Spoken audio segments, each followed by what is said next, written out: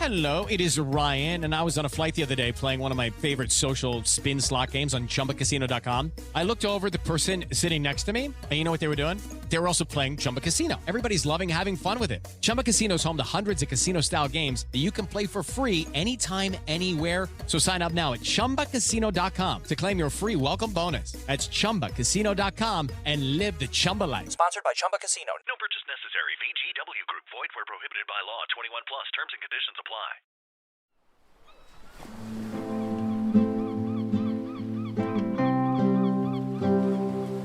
Hello everyone, and thanks for joining us again on the Seafood Matters podcast. You can help me by pressing subscribe and sharing it with family and friends. In this episode, I'm delighted to welcome Jean-Luc Solandt. Jean-Luc is a marine biologist.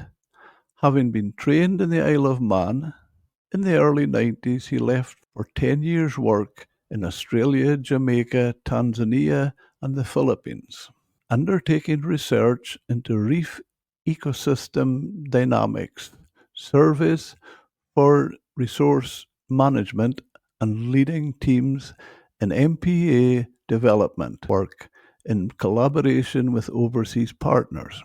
He returned to the UK in his early 30s at the Marine Conservation Society, where he led on basking shark research, national and international protection.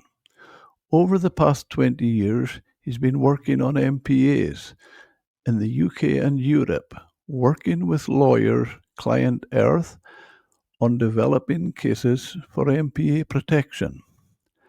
15 years ago, this led to a revised approach to fisheries in MPAs that has led to a legacy of UK regulators slowly and progressively moving damaging fishing from MPAs.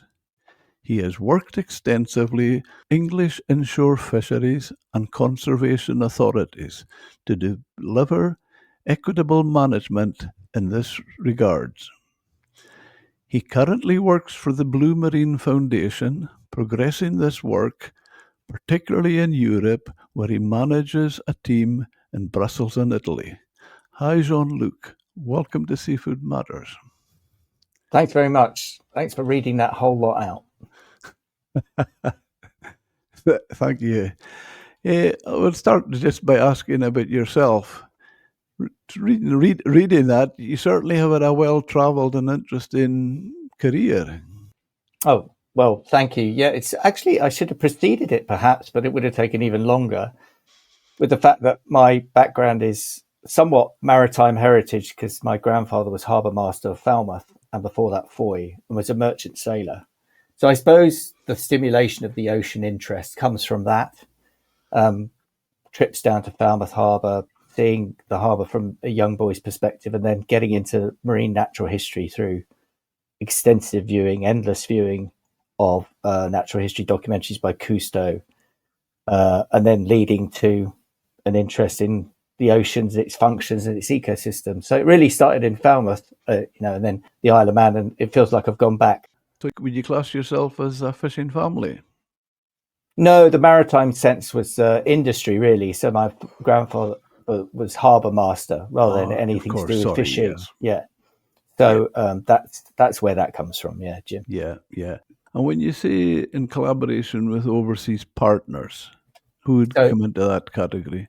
Sure. So after doing the research element of my career, which was, I suppose, where I just did PhD and some postdoctoral work, that was up until about being age of 27, 28. And then I started to be interested in conservation. And we worked with the University of Dar es Salaam in Tanzania to develop management measures for an amazing bay just on the Mozambique border that was actually suffering from the first global mass coral bleaching event, Jim. So I went into the ocean in Tanzania and I had no idea what that was. And I had to sort of learn on the job. So we were working with him to sort of develop management plans in that protected area and the adjacent area, which is just to the south. And then in the Philippines, we worked with a really well-established NGO, which had connections in local government and owned land. And as you might know, Jim, owning things at sea is rare, if not impossible. It's a great commons, is it not? But in the Philippines, the islands that we worked on were owned, and there were connections in the municipal government that allowed us to get management measures in pretty effectively with local communities. So I think in my late 20s is when I started to understand and talk to communities about what is needed for sustainable marine resource use.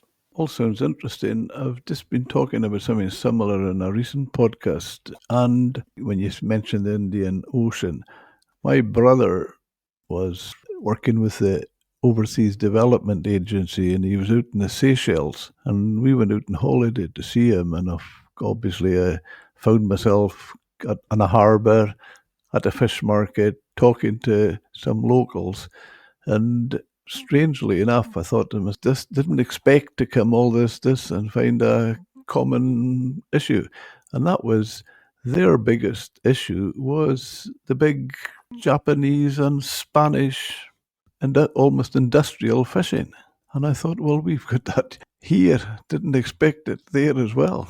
Yeah, I think there are commonalities in the issues of fishing and sustainable use of the seas in the wider sense with pollution, aggregate extraction and other industrial uses. Commonalities everywhere, meaning that the people who haven't got really the ability to go beyond using a day boat generally suffer from these sorts of activities, and it was ever thus, and the problems seem to be getting more serious. Do you see that in particular areas, or getting more serious? Well, definitely with our UK inshore fleet. I mean, a lot of the work we've been doing with the inshore fisheries and conservation authorities and academics like Sarah Coulthard at Newcastle University have shown that there has been a decline of that fleet in terms of its employment base. So that's the most stark illustration that there's not the animals out there that are available for the fishery to exploit.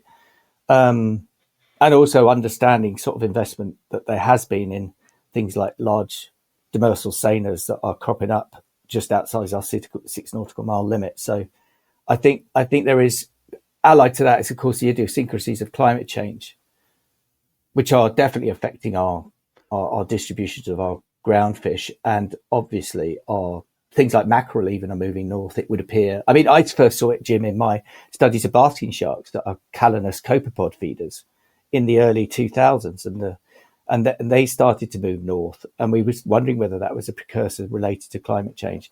But also, so the two things are clearly synergistic. They're both working in tandem. The taking out of the remaining animals from the system by overfishing, as well as climate effects. So those seem to be the two greatest factors changing things in the worst sense for those fishers who can't work for more than, I don't know, a day in their movements, and they have to go back at the end of the day because they've got smaller vessels. When you say removing damaging fishing from MPAs, what would that refer to? Well, at the moment, it as well as our conservation, the nature of the laws associated with sites means that there are features. So you have features like merle beds and modiolus beds, which most people might be aware of. I think those that listen to your podcast probably aware of. So merle beds, highly, slowly growing, highly diverse, calcareous, almost reef-like habitats, which are really good ecosystems for scallop retention and recruitment. And then modiolus beds are long-lived, accumulating large bivalve beds, like we historically had with oyster beds before they were gone at the beginning of the last century. It appears they were extirpated by toad gear fisheries. So those habitats are clearly going to be damaged by bottom toad fishing gears. But also historically, there are habitats like fan mussel beds, which used to be really expansive in the English Channel, that have also been damaged to a certain extent by bottom toad fishing gears. But then, of course, there's the overfishing that can take place in bycatch, from gill net. So those can be damaging, related to the features of a site. If the features are diving seabirds, for example, or the features of MPAs are things like harbour porpoises, those are obviously going to be by-caught in those sorts of gears. So fishing regulators have a duty upon themselves in protected areas to protect habitats that are listed for protection in those sites. When you say legislator, who would you class as a government? Well, some of our regulations come from being in the EU that are still part of UK law. So the habitats regulations is what we've derived from the Habitats Directive. We still have areas called special protection areas and special areas of conservation at sea. The first for birds, the second for fauna and flora.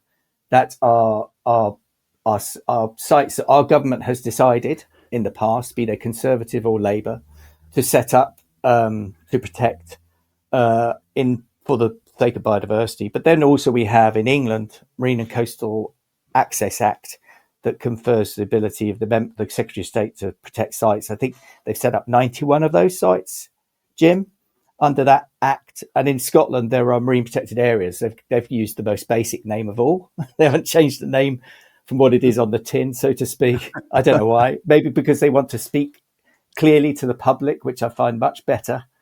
And they, I think, in one fell swoop, designated 30 odd sites. So there always has historically been in our country a real concern for the environment, as you'll probably know, and protected areas is part of that. You know, it's interesting when you were talking about it and you said gillnet, you mentioned gillnet, and immediately thought of a situation we've had recently here. And when I say here, I'm talking about north of us, even up and off the Shetland Isles, and it's relating to when we talk about the EU and the recent negotiations and with a Brexit reset, we have a lot of mostly French and Spanish boats fishing our waters in the west of Shetland and northwest of the Hebrides. And recently there was a situation, it was a British flag boat, but it's Spanish owned and skippered. He had gill nets out, and I think the area takes in over 40 miles of sea area, and he broke down and he couldn't haul his gear. So he was towed into Shetland, and nobody went back out to lift the gear. Now, as I'm sure you'll be well aware, I think they've got something like 72 hours that they call soak time. So Marine Directorate was involved, and they cautioned the skipper, and then they came up and they said they were satisfied that there wasn't anything he could do about it. I think it was a gearbox problem. Now, I'm not sure whether auxiliary engines could have hauled the gear or got one of his mates who towed him in if he could. But that nets were out there for, I think it is as much as 17 days. And we're always worried about that form of fishing as they're ghost fishing. So it's frightening to think what the results to our fish stocks of that one incident. 40 miles of netting for 17 days. Yeah. Well, I don't have to.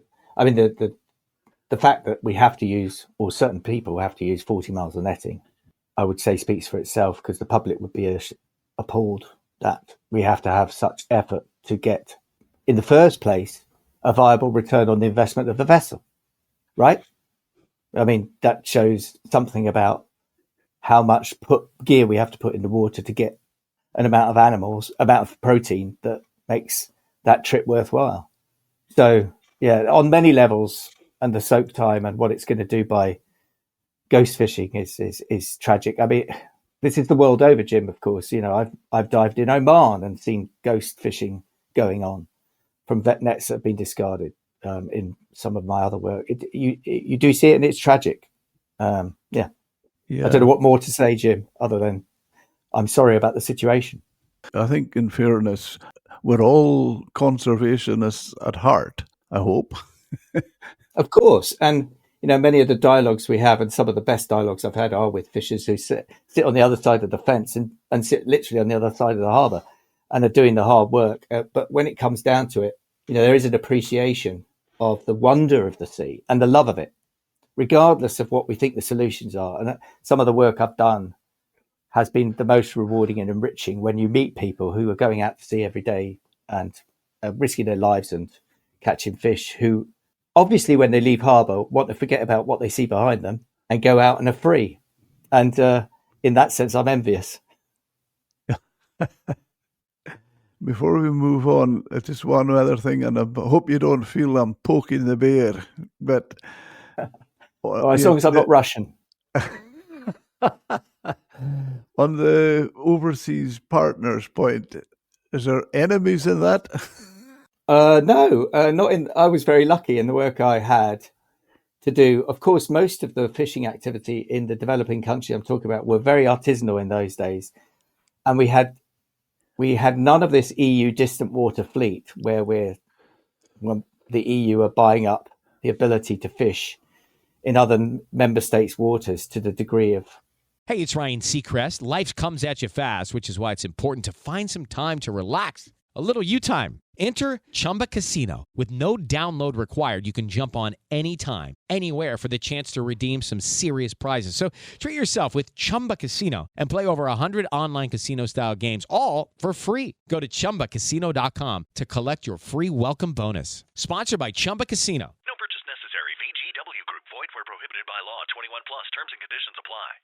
Which is horrific, I think, and exporting another form of colonialism, perhaps you might say, because we can use our hard-earned cash, our easy-earned cash, some might say, to then buy and exploit the licenses to fish in very vulnerable areas. So that didn't occur when I was working in these areas up to about 2000. So we didn't have that problem of major industrial fishing right offshore. So we tended to have better conversations because people were subsistence-based, generally more site-attached in their fishing activities. Sometimes seasonal. There was a shark fishery around January to March, I think, in Tanzania where I worked, where they used these floating gill nets, which of course are banned in Europe now, but they would soak them overnight, and our volunteers were on dhow boats sitting on there, sleeping on with the African guys, catching sharks and marlin. Was it sustainable? I don't know. I couldn't really say that, but it was great to be involved in that work. And I think we had great ways of working together. When you're doing all that, when you're working together, do you see any trust between fishermen, environmental organizations, scientists, and everybody?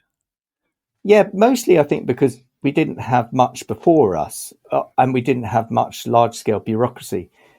Often the decisions made at the level of the CFP, for example, aren't idiosyncratic enough to be flexible at the local site level. That's why I'm such a supporter of the IFCA model, because if IFCAs didn't have to put every single decision up to the MMO, that is. But that localism of fisheries management can be a really, really important way to solve those problems that can be coarse at the highest level. And that creates enmity. Is that the right word? Sort of frustration, maybe a distrust of people like us coming in, trying to sort things out at a local level. And that's understandable. You just have to live with it. And hopefully you could be honest and see how things then progress after that. So, for example, an old colleague of mine is working in St Austell with the Mevagissey fleet, which is a very small scale fleet, as well as local communities down there to try and understand the use of St Austell Bay. And I think at first she got basically the door closed in her face when she first wanted to interview the fishing sector. But because it was just a social science project to try and get everyone's views, she was eventually allowed in. And then I think the product of the film, which I can send you afterwards, Jim, is testament to her or some conservationists' intelligence of how to equitably hear communities. So you're hearing everybody's points of views. So there are ways about getting through this, Jim. On that word, how would you describe conservationists? I think they're people who are ecocentric generally, but that's growing. So they're more interested in the state of the world and really are concerned about it for them, their children, well-being, the healthiness of the planet. You might have heard of eco-anxiety, Jim. It's a condition that's afflicting many teenagers and young people that sort of hear about bad news on news websites all the time. And conservationists tend to come from that more considered area, I suppose. And then when they become professional conservationists, like I suppose you described myself as, you try to take a pinch of social science into this, like what it means for society in all areas for certain measures to be undertaken, or indeed not be undertaken. You're interested in the ecological science, which is probably the basis of your value system when you start out. It tends to move towards the social science element as you move on. And then you start to think about how the piece knits together. So at different scales, both over time and over space. So as you saw in my biog, I work on the European scale, but I'm also interested in what happens on the Merlbed in Falmouth. So a conservationist will try it. I think it's a hard job in some ways to try and be understanding of all those different scales and see and apply measures and hopefully see measures through that can enhance the ecosystem's health. I'm totally with you there. And where I was coming from by asking that was, I feel keeping it just say for now in the fishing industry or the subject we're talking about, not directly involved in the fishing. With fishermen, I see, yes, they're interested in conserving stocks. They've maybe got vested interest. They've maybe got family coming up and they'll be wanting to have a future for them. Scientists who are doing the surveys, they've got conservation in mind. And people like yourself, you've got a view on conservation. So I think to a degree, maybe somebody's going to say I'm delusional, but I would like to think, and I feel to a degree, if there were agreement and trust, well, we're all going in the same direction. I think there are good examples of that I've had in my career. One was when the Westminster government, invested in 2009, 10, 11, the Marine Conservation Zone process. I think they collated 140 stakeholders for over 2 years to meet at least quarterly basis. I was involved in the project that was in the southeast of England from the Isle of Wight all the way round to the Thames Estuary, I think. And we met in London quarterly at a fisherman from Shoreham, Poole. Well, other big ports came. I don't really remember at this time, Jim, but I remember just talking with them and starting to ask them about what they were doing on their summer holidays. We were able to go to dinner in the evenings, and we might have, and in the middle of the debate was these areas on a map that we were trying to find that would sort of benefit the ecosystem as well as not necessarily massively pecuniarily financially affect most fleets. And in a lot of cases, we were moving areas around to the discretion of the scientists, but also those that were earning value from the sea. I think there was an implied sense from my side that anything on the seabed would have a bottom-towed fishing gear restriction. I mean, that's just where I come from and the science, I understand it. It wasn't overtly mooted in the discussions, but I think that was implied. And I think because I was honest about that, I think it was okay. You know, we could come to that sort of discussion. And after that, it took another few years to start to see the measures come in. But that took in again through something like the Ithaca model and offshore to a lesser extent by the MMO, because they can't cover the entirety of the estate as well on a one-to-one basis that the Ithacas can. It led to like really quite sophisticated consultation discussions of we need to protect these areas, we need to make them meaningful, but we also understand what you're going to lose out or in the short term, as I see it, but in the longer term, there'll be wider ecosystem benefits. So I think that was a really positive process. Others criticise, even from the conservation side. There's definitely criticism from some on the fishing side, but I think the vast majority of the public are benefiting from that discourse. How do you feel about, does nature come in the equation? Well, of course, yeah. That's a really good question at this point of the discussion. It's almost like a question I was expecting at the beginning, but nature is what stimulates you in the first place. We all get off on nature when we're children, naturally, because before you start looking at screens and start being told to do your maths homework, right? We all, like I like when I was a kid and went to the rock pools of Falmouth, you know, couldn't be dragged away. So nature is something that's in your heart and soul. And I think it's in everyone's heart and soul, but it can be removed, because I'm a Londoner, Ridley, Jim. I was brought up in London, and you can see what London does to people. It makes you less human, shall we say? And I think making you less human means you are less appreciative of the environment around you and the environmental limits. So everything is imported to you from the world around London, isn't it? And you can get completely removed from reality of your footprint. So nature, to me, as I've grown up, has become more about sustainable limits of use, consumption, and humanity. And I hope I'm a bit of a naturalist, and that doesn't mean I like wandering around naked. It means I understand nature, and I hope I'm human. So when I meet you or I meet anyone else, I hope that I can be me, because I really understand what happens out there. And I live in a small rural town now. Thankfully, I'm away from London. Well, I live in right in as far north of the UK as it can go. So it's quite far north, 58 degrees north. And we get amazing sunrises and sunsets. And I quite often think to myself, I hope we never work out how the colours that Mother Nature comes up with, because we'll just screw it up. Lucky you.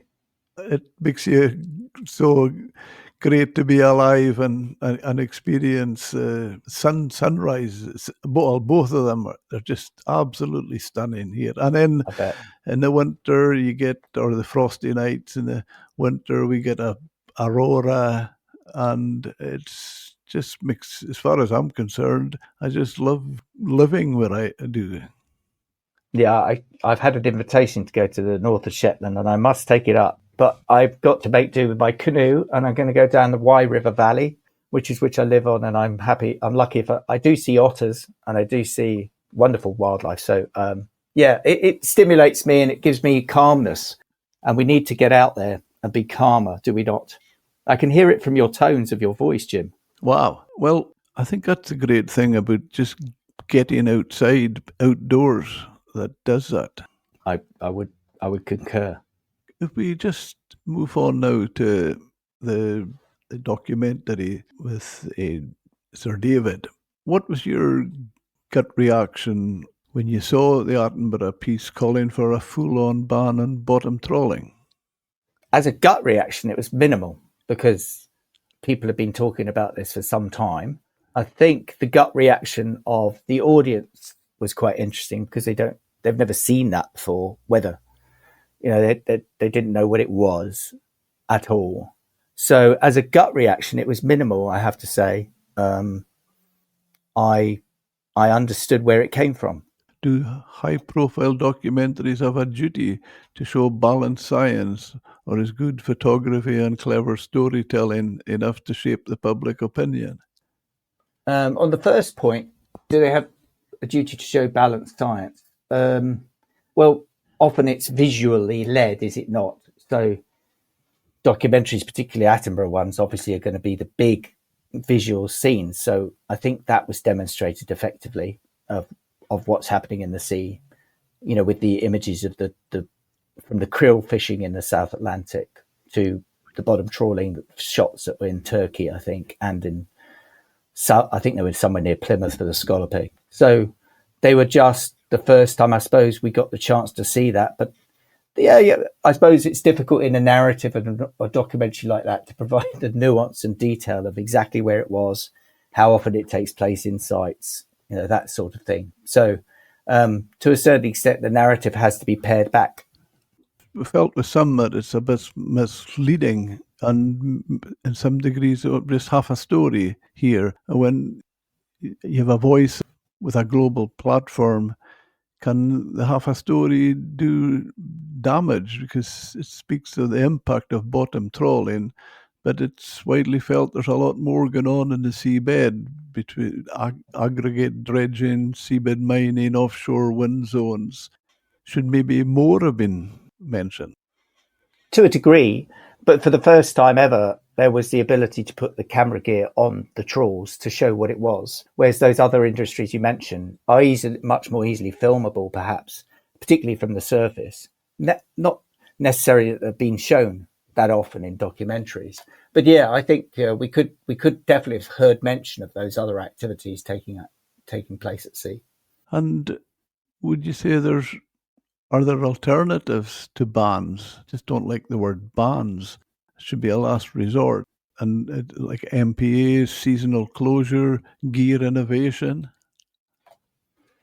Well, I've done a lot of work on this, as you might know, Jim. I mean, particularly, it's really difficult. If you understand the ecosystem as it is, you understand the long-lived nature of certain species. So sponges grow for decades. The merle beds I understand have been there growing at 1 millimeter a year since the last glacial melt period. So about 8,000 years ago. These deposits are really, really old. The organisms are so slow growing.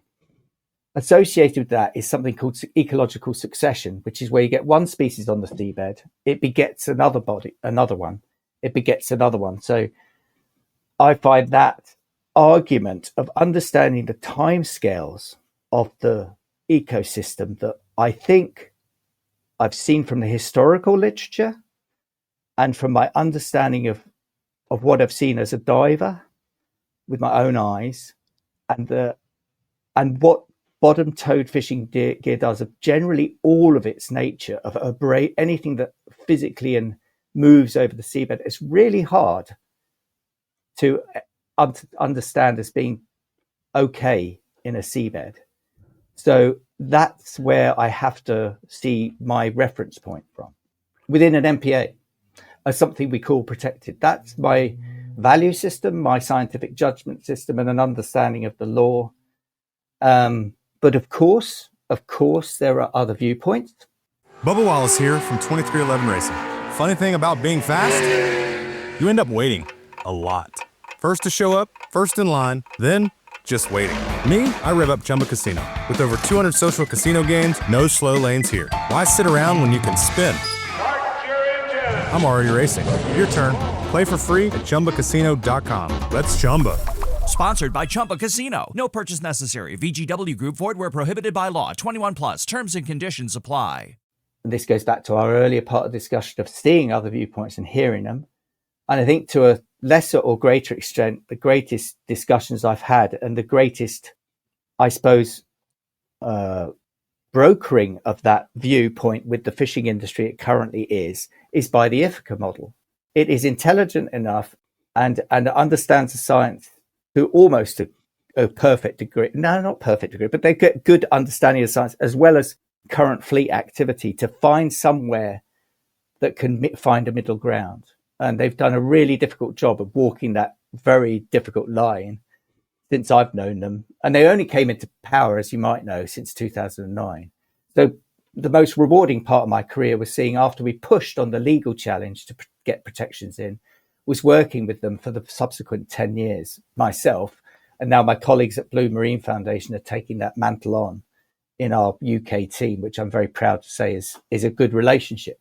So whilst on the one hand, as an ecologist, going back to my first part of this sentence, it's not a sentence, it's a speech, sorry. I see the ecosystem as being inherently vulnerable because it's not adapted to this sort of physical impact. On the other hand, there are ways of getting through this.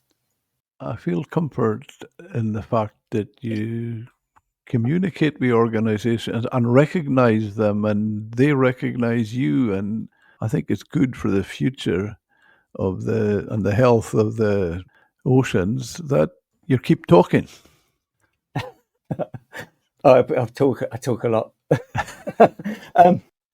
Look, I won't. Don't stop. It's important. Yeah, but there's a lot of people who don't like what I come out with because the bottom line is the bottom line. It's damaging to me, and I will try and change the narrative to understand this. Okay, but it's not the only damaging thing in the sea. There's aggregate extraction. There's excessive gill netting. You've just said the sadness of quota that is, against scientific advice, and we've only got, was it 60% of our fish stocks are actually fished at sustainable limits, and we're pandering to trying to all these complications are there around individual areas of space that are called marine protected areas. Nevertheless, what am I meant to do as a conservationist, but to try and make those areas as productive as possible? And by productive, I mean how much animals grow in them. And I'm not just talking about fish or fishery assets. I'm talking about sponges, corals.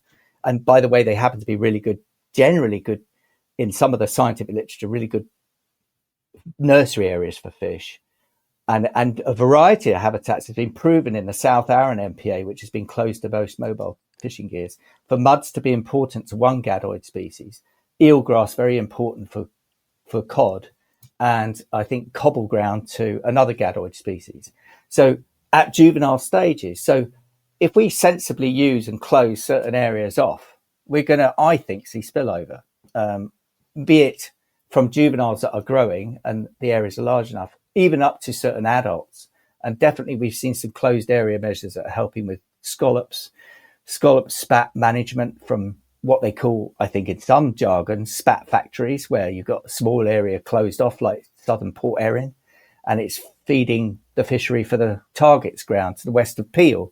You know, these sorts of things are not rocket science. They're logical. The public understands it. My mate in Sheffield, who's a GP, he understands it. But we seem to have a problem of moving it onto the next level from small areas to bigger areas. And that's where the discourse gets much more about current use of the sea, people's immediate livelihoods, which is also understandable and difficult. It is inherently difficult. So are you for or against a ban on all trawling and MPA in the UK? Personally, I think I am, because of the my understanding of the ecosystem and what it does. And we're just talking about 30%. I shouldn't ever use the word just. We're talking about 30% of the seas. Some areas are more intensively fished than others. Now, that's my viewpoint, Jim. And it's generally the viewpoint of my organisation, the Blue Marine Foundation. But there are others that will have other viewpoints. And they are legitimate in the discourse, are they not? So we have to come to some sort of consensus, and there are people who broker those different opinions. So if somebody came with a different opinion to you, you would just sit down and talk with them? We'd have it out. Okay. Yes, of course. And that's what we did with the Marine Conservation Zone process, because that was looking for wet areas. And then there were certain members of the fishing industry said, I'm only in here on duress. I don't really want to be in here, but I have to be here because I don't want it to be in area A, B, or C where I fish. So areas are moved around. Hello, it is Ryan, and we could all use an extra bright spot in our day, couldn't we? Just to make up for things like sitting in traffic, doing the dishes, counting your steps, all the mundane stuff. That is why I'm such a big fan of Chumba Casino. Chumba Casino has all your favorite social casino-style games that you can play for free anytime, anywhere with daily bonuses. So sign up now at ChumbaCasino.com. That's ChumbaCasino.com. No purchase necessary. VGW Group. Void where prohibited by law. 21 plus. Terms and conditions apply. It sort of suits some people. It doesn't suit others. We was often putting some of the areas which at that point hadn't had management measures applied to them, but they were implied, as I've just illustrated, that there would be no tow gears. So you tended to move the feast around to areas which were of lesser interest to the fishing industry in the first place. So you can imagine my frustration, perhaps, from my point of view, that such areas are watered down in the consultation process thereafter. And we get reduced areas within the area that are then managed, be that from bottom-towed fishing gear or excessive static gear use or any other measure that might affect the naturalness of the food web in that area. So I've always tried to push quite hard to maintain as much area protected as possible in these negotiations. Okay, going on, could we end up importing, if with a trawling, just say a trawling ban and MPAs, we import our seafood, it'll be by air, freight, or sea. So that would increase in cost in the environment, and from countries with lower standards than us. And who knows, there may be permitting trawling. Would there be any logic to see in that? Unfortunately, I think that's already happening to a greater extent. As you know, most of our biomass of our fish is exported to Europe.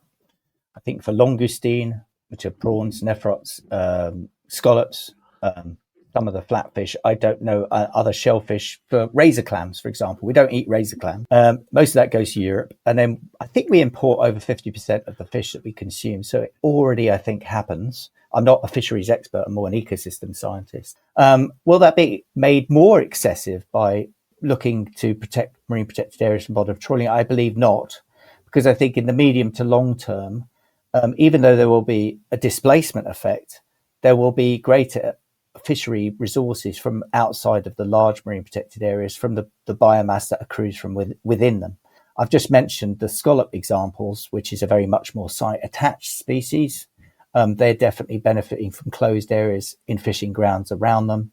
I think that also relates to, as I illustrated from the South Arran MPA, from the juvenile habitat settlement grounds for ground fish. I think it's whiting, cod and haddock that were studied in that piece of research. So I think the benefits will outweigh the costs. Well, we can hope for that.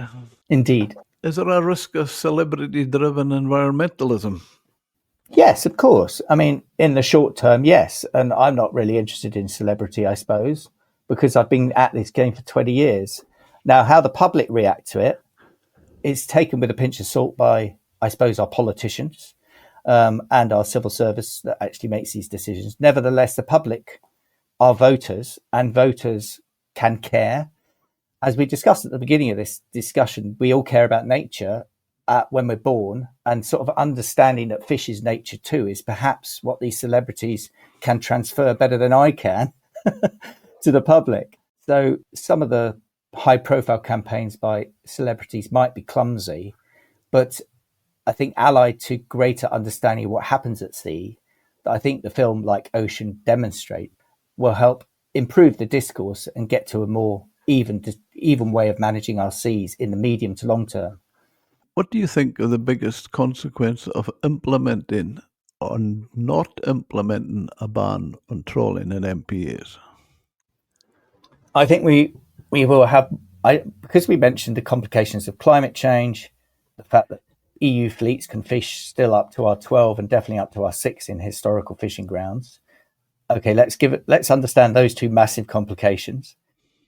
Now, if marine protected areas happen as where they are, which is in EU fishing grounds, as much as they are in coastal waters, I think we're going to see an improved base of health of the marine ecosystem that will benefit the fishing industry in the long term, both wherever they're from, be they European boats or UK boats. The biggest job I've got, and you did hear from my biog, is trying to transfer some of the progress we've seen on marine protected area management, be that from static gear, mobile gear, limits and restrictions to industry, is in Europe, Jim. So a lot of my job is working with European colleagues to try and make sure that it's not just us, it's the French, it's the Dutch, it's the Spanish, it's the Belgians and the Irish as well. So, Jim, we're not just trying to change things in the UK. Some people think for the worse, people think for the better. I and my organisation are really bashing hard to try and change things in Europe. We've got a team of 10 people gone to the UNOC conference. I think you mentioned this with your previous podcast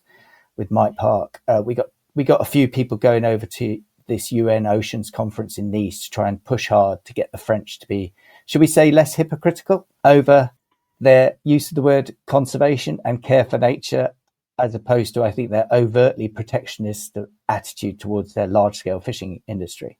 And I think that really needs changing over there. That takes the pressure off our progress in the United Kingdom.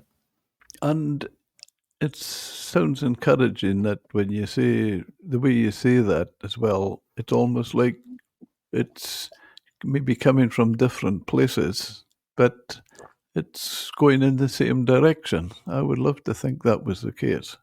Or the efforts are going the same direction, but the efforts from the public and the NGOs, I think the protectionist attitudes towards traditional food harvesting ways in France, common agriculture policy is also guilty of like raking up huge amounts of hedgerows and making monocultures, which is not good for the health of the soil in the long term. We need hedgerows to support biodiversity and soil health in and around that, and laying areas fallow. Same degree has to happen in fishing, but I see less of it on the ground in Europe than I do in the British Isles. So I've seen papers in the scientific literature saying that's because we have done some habitat and area protection in the British Isles, as much as we've reduced, we've done some genuine typical fisheries management measures that have kept our fisheries resources going whilst they're not doing so well in the rest of Europe. I mean, the Mediterranean is a case in point, which is just disastrous. And that could do with small protected areas because a lot of their fish are much more site attached. They're bream type species and they're bass species, they can really, really do some elements of protection that are very much more site attached. So I see greater progress, probably because of the discourse and the trust that we have, would you believe, in the UK. I think we have better trust in our discussions between the conservation sector and the fishing industry, perhaps than occurs over the other side of the channel. And I'm half French. I've gone to France. I've seen what happens there. I think the biodiversity department of the French government was burnt down by the fishing interest groups. That concerns me hugely, that sort of scale of loss of debate, and is just not going to be in anyone's interest in the long term. So we've never seen anything like that in the British Isles, which I'm delighted to say that I know of, that I'm pleased to say shows how civilized we are. Well, definitely. And I maybe sound old-fashioned to some people, but I would say that the most important part of any conversation is trust. Indeed. Do you think that if bottom trawling was banned in MPAs, that the government should compensate or put in place other measures to ease the financial transition? I don't know about financial compensation, and I would imagine if there was some sort of gear exchange mechanism, that would be a potential thing. What the IFICAs have done, which is really intelligent in some of those bylaws to close areas, like there's an area called the Loon Deep, which is the west of Morecambe Bay. And I think the IFICA, which is northwestern IFICA, put in something like grandfather right. Do you know what that is? Basically, I think you time out a license on the vessel. So the vessel can only be transferred to someone in the family and is never to be sold outside the family. So usually that means it times out that license for that individual. So that's a really clever way in a difficult financial situation to perhaps time in an MPA. And by such time as that closures or that reduced effort has come in, perhaps the fishery is going to improve. So I think there are a multitude of efforts that can be made to change gear type in MPAs. And also, you've heard of this word just transition. I mean, it's jargon in a way, but we've worked a lot on just transition. My Scottish colleague has put a bit of time into that and done some work on that. So we would support mechanisms by which there can be a transference of maybe the amount of gear, but also the type of gear and how it fishes to catch the target species. Well, there's certainly a lot of work and research and science going into gear. Is that what you mean? There is to an extent, but I think that the mobile gear is a difficult thing for the things I said earlier about my knowledge of the benthic species that occur. So anything that drags over the seabed, I think, is really difficult for me to entertain as being sustainable in an area meant to have protection for the seabed. So modification of trawl doors, yes. Modification of ground rope, yes. The bobbins, yes. But perhaps outside marine protected areas, and then understanding in the longer term how those impact in the inside marine protected areas is not only a logical way, I think, of considering the management of those marine protected areas, but also meets the legal requirements of the MPAs, which require, no doubt that there is damaging activities occurring in them. So if there's doubt that that's not really allowable under the European laws anyway. And do you have common ground? Riley Herbst from 2311 Racing here, and you know what grinds my gears? Waiting for coffee. But instead of counting frappes and lattes, I fire up Chumba Casino. No apps, no fuss, just fun social casino games to pass the time. By the time my coffee's ready, Order for Riley. I've already taken a few victory laps. Next time you're stuck waiting, make it entertaining. Play for free at ChumbaCasino.com. Let's Chumba. Sponsored by Chumba Casino. No purchase necessary. VGW Group. Void where prohibited by law. 21 plus. Terms and conditions apply. Existing between the industry and NGO campaigns to ban trawling, and if so, how might this be built on to progress a way forward? I think there's common ground with, for example, Scottish Inshore Fishermen's Trust, the Creelers up there, which are really fighting for the 3 nautical mile limit. There's common ground there. I think there's common ground to a certain extent with some of the South Coast fishermen. We definitely had common ground over our recent case that we held UK government to account. Unfortunately, we lost it, but we are appealing it over the allocation of quota. So I think these are hand in hand with the type of gear that is being used in MPAs is that we're trying to fight for the day boats, the low impact boats, and the smaller vessels to have more of an allocation, such that they can probably find more of an opportunity to get a sustainable livelihood, as much as we're trying to find a sustainable ecosystem. So, yeah, I think there are ways around this. And when you say that, is that creel fishing? Creeling, potting, static gear of all kinds is probably better. Mud habitats, reef habitats, merle beds, deep water, sponge beds. I think those are much, much better to fish using more static gear. But of course, then you've got a problem of volume. So we definitely know that the prawns are caught in greater numbers by towed gear.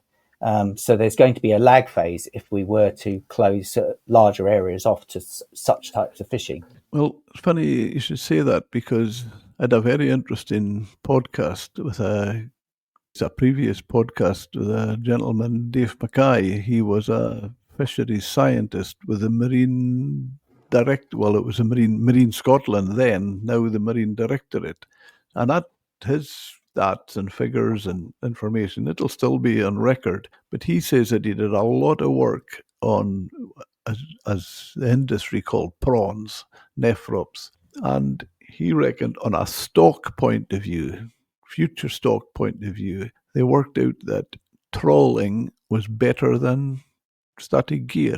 Mobile gear was better than static gear, because he goes in to explain trawling, they trawl over the seabed, and it's predominantly males. A very high percentage of what they catch is males, and they reckon that because they're out foraging, out the burrows, foraging and feeding.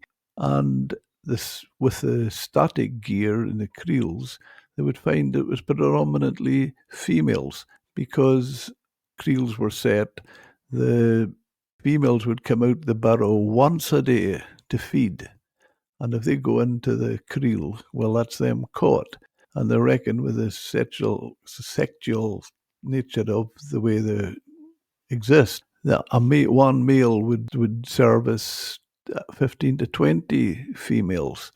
So by catching the males more so than the females, that's better for stock. That's interesting. But in terms of the debate inside marine protected areas that are designed for protecting the seabed, this discussion really isn't that relevant, I'm afraid. It's mostly the gear actually bycatches a huge amount of other species and actually disturbs the seabed, which in mud habitats locks down and stores a huge amount of carbon. I think in MPAs, in the context of ecosystem-based protection and management, trawling for net props is worse than potting for it in MPAs. For what reason did you say, sorry? Oh, for the benthos, so the species that occur on the seabed, those whelks or mobile animals that are also, and then sponges, sea pens, and other fauna. And also, because the mesh size is small, we've seen in the Clyde that it's a big bycatch associated with the fisheries that would otherwise be feeding and creating different ecosystem linkages on the seabed. So in terms of protected areas, that I'm definitely not a supporter of nephrops trawling in protected areas at all, which are designed to protect the seabed. But yeah, you've got a different discussion there from a fishery scientist about what happens outside protected areas. That's a viewpoint that's relevant then. It's about stock management, perhaps.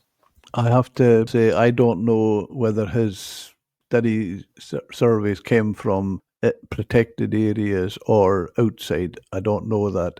And I'm not sure as well, because I still talk to a lot of fishermen who tell me that their prawn fishing is predominantly very clean, with a very single digit percentages of bycatch.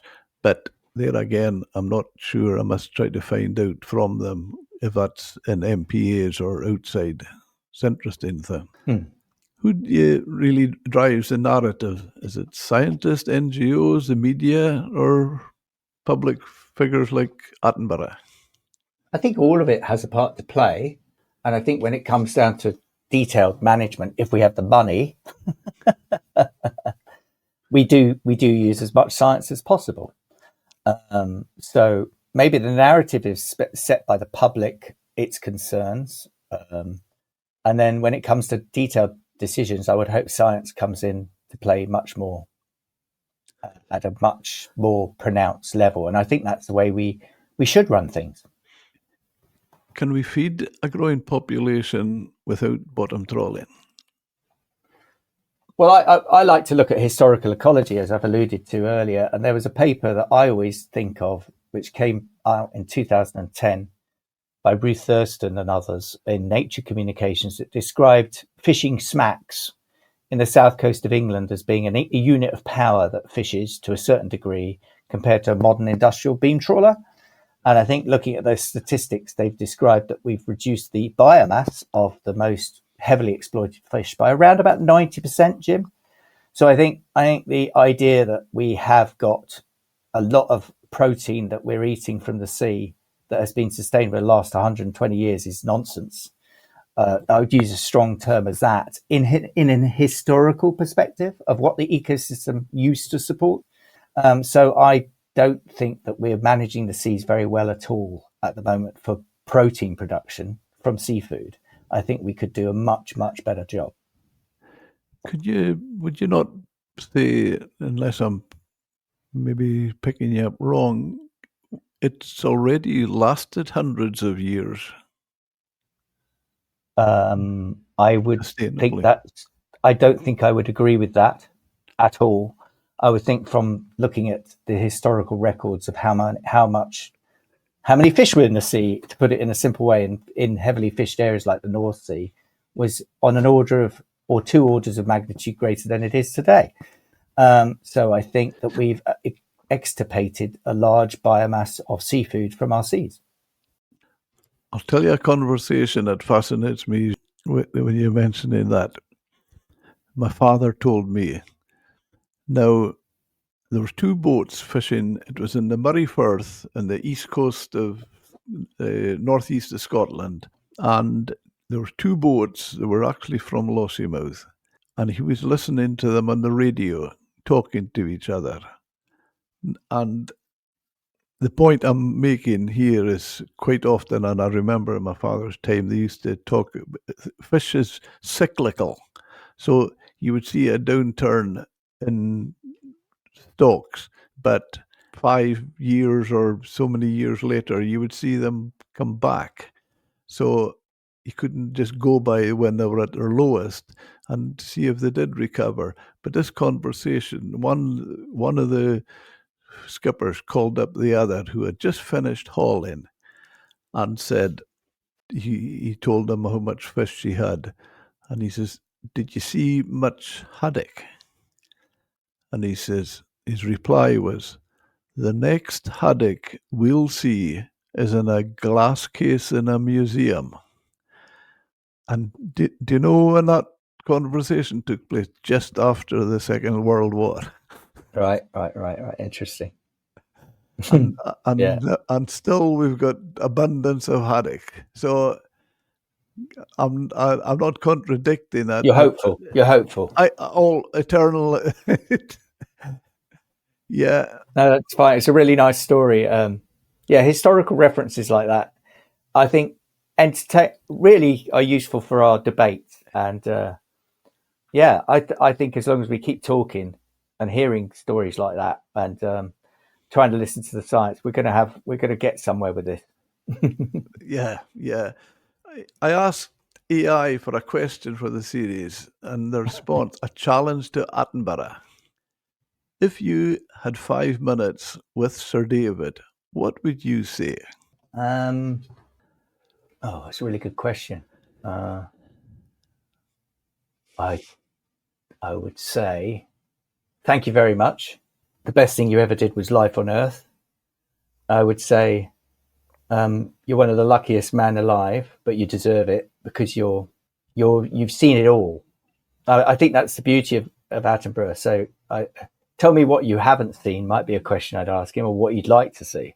How to have fun anytime, anywhere. Step 1, go to ChumbaCasino.com. ChumbaCasino.com. Got it. Step 2, collect your welcome bonus. Come to Papa welcome bonus. Step 3, play hundreds of casino-style games for free. That's a lot of games. All for free? Step 4, unleash your excitement. Chumba Casino has been delivering thrills for over a decade. So claim your free welcome bonus now and live the Chumba life. Visit ChumbaCasino.com. No purchase necessary. VGW Group. Void where prohibited by law. 21 plus. Terms and conditions apply. Because I think he might answer something like, which I've alluded to a lot in this talk, is he'd like to go back in time. I would have thought he'd say something like that. So I think getting into the understanding of what he thinks he's missed might be the question I'd ask him, Jim. You know, one of the things that I find quite fascinating about this series I'm doing, and there's a few episodes ready to be released soon, and covering fishing, covering scientists and academia, and now yourself. And the thing that I find really interesting, and see what you think about it, every person so far has started by saying, I would say thank you. To David Attenborough. Yeah. Okay, really. I did not know that. Yeah. Well, sometimes we need to watch it in the comfort of our homes, don't we, Jim? We can't always go out there. I'm sure. Yeah, it's a difficult job to do. Yeah. Thank you is the perfect word. Yes, and it's giving recognition. Yeah, and to the nation that supports him to do that. He's worked with the BBC all his life, which is taxpayers' money. You know, that we should be proud of ourselves that we have a corporation that supports these enormous budget programs. You know, it never gets questioned, does it not? You know, you could have put that 5 million into a hospital. We don't ask that, do we, Jim? Why? That's a good point. You I mean shouldn't have brought it up. You mean the money that goes to the BBC go to hospital To make natural history, Or- you know, some series like Blue Planet cost 3 million or something crazy. So you just think, well, the taxpayers have kind of decided that that's a good thing because it never gets criticised. And in some ways, I do know an accountant who works for the BBC. When they sell it on the streaming platforms, they used to sell it on DVDs. They make that money back, would argue to us. But it's a bit of a risk, is it not, to put that much money into a natural history program series? Well, I would sort of put it back the way, if I had to answer that question and say, I would, about the money going to hospitals, I would say if he's looking after the planet and the oceans, and we benefit from it by sustainable seafood, that's going to keep us out the hospitals. Yeah. Well, there you are. Someone's probably doing research on that right now. Low fat, high protein food. Which book or article do you think everyone in fisheries should read? I've got a book and an article. I've got a book which is something I read by a Professor Callum Roberts, who's not flavour of the month for most fishermen, but he wrote, regardless of what you think of him, he did a really interesting book called The Unnatural History of the Sea. I think it was published in about 2008, 2007. And I read it in about 3 or 4 days. It provides examples of historical ecology and overfishing from around the world and ecosystem change before we even knew we were doing it. So, for example, one of his opening chapters is about how we dammed the rivers of this country in order to provide mills, to provide industrial production of food and for things like steelworks and other things. And that stopped the migratory fish. And this happened so early on. I didn't know this, but it happened so early on that it caused us to move into our fisheries into the sea, as obviously our population grew at the same time. So I think reading it from that narrative, despite the chapters on protected areas and no take zones and all that stuff that is really, we know what the debates are like, the chapters that lead up to that are fascinating. And then the other article I would suggest that everybody gets is become a member of the Royal Geographical Society and get the fantastic magazine, which describes, I think, incredible levels of information on natural history, geopolitics, related to geography and social science and science of society. So having those two things in my library really give me great deal of pleasure. Thank you. One word to describe the future of British fisheries. Gosh, again, as an environmentalist and conservationist, like I said in my emails to you, not really a fisheries person, but I think it's difficult. That word. I mean, I think of it in the round. I think it's going to be difficult, I'm afraid. Sorry to be not use a more optimistic word. May I ask you what words you've heard from previous podcasters? One that rings clear with a few challenging. But I've had optimistic views as well. I can see a future, so it's been varied. But yeah, challenging, I would say, is the most used. Which is, I think, what I said, more or less. More or less, yeah. Yeah. Where can our listeners follow you online? Well, if they're really desperate. I mean, LinkedIn is where I put most of my stuff. But yeah, the Blue Marine Foundation has quite an active news page, and sometimes I crop up on that. And I've got quite a big literature base that you can find on ResearchGate. So if you put my name into ResearchGate, you can see the papers where I've gone in depth into some of these issues. So the ecological side, and I'm really interested in governance of the marine protected area fisheries interchange, how it's well governed, as I said, by IFCAs. So I've written extended on that. So if you look at research, if you desperately want to be bored and fall asleep on a Friday night, that's something to open up. Otherwise, I'm on LinkedIn. Excellent. I think that's a good time to fold up, and I'd just like to thank you really very much for your contribution, Jean-Luc. Thank you. Thank you as well. It was a good discussion.